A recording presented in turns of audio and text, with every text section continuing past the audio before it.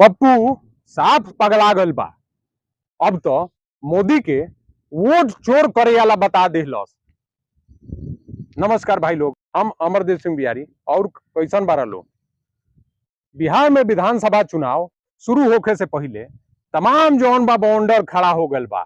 आ सारा बाउंडर खड़ा भइल ह ई जौन अपने बिहार में मतदाता गहन पुनरीक्षण चालू भइल ह ओ से ऐसन ऐसन कागज मांग देहल गइल ह जे कोनो वोटर लगे हइये नइखे। बताओ, निर्वाचन आयोग के काम ह नागरिकता देखल, ई तो गृह मंत्रालय के हनु। तो मतदाता सूची जौन बावे उ सरल प्रक्रिया से होके के चाही कि अब नागरिकते जौन बा तू प्रमाणित करल शुरू कर देला। यही पे विपक्ष पूरा हंगामा खड़ा कर देले बा। राहुल गांधी तो इतना बढ़न अब नेता बन गई है, आ इनके बनावे में अपने देश के प्रधानमंत्री मोदी के बढ़न भूमिका बा। काहे कि मोदी राहुल गांधी के पप्पू नामकरण कैले रहे। आज ई पप्पुआ यही मोदी के नींव हिला देले बा। इनके सांस लेहल मुश्किल कर देले बा, चैन से सुत नहीं खन पावत। काहे कि पूरा विदेश में घूम घूम के डंका पीटत रहे हैं मोदी मोदी मोदी। आज अपने देश में वोट चोर बता देहल गईले मोदी।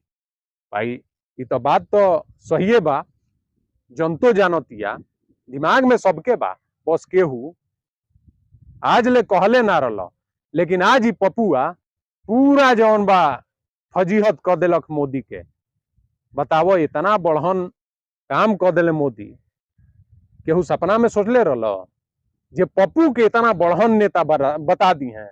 मोदी के तो रिटायरमेंट अब आ गइल बा, लेकिन हई जौन पप्पू रहे हैं अपने आप इतना बढ़न नेता हो गए मोदी के वोट चोर बता के। तो इनमें सबसे बढ़न भूमिका मोदी के बा।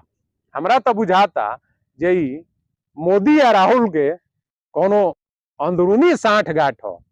आखिर पप्पू इतना बढ़न लीडर कैसे हो गए आज देश में। जितना मोदी फेमस ना रहे हैं उतना ही राहुल गांधी आज फेमस हो गई है। एक एक बच्चा के, बूढ़ा के, जवान के, मेहरुअन के जबान पे बा पप्पू पप्पू, राहुल गांधी राहुल गांधी।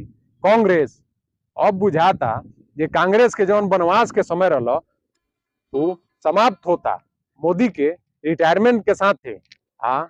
फिर से जौन बा कांग्रेस के सत्ता जल्दी आई अपने देश में। तो भाई लोगन यह विषय पे का सोचता रहो, कमेंट करके अपन राय जरूर दी। आ वीडियो के ज्यादा से ज्यादा लाइक करिए, शेयर करिए, साथ में चैनल के सब्सक्राइब जरूर करिए।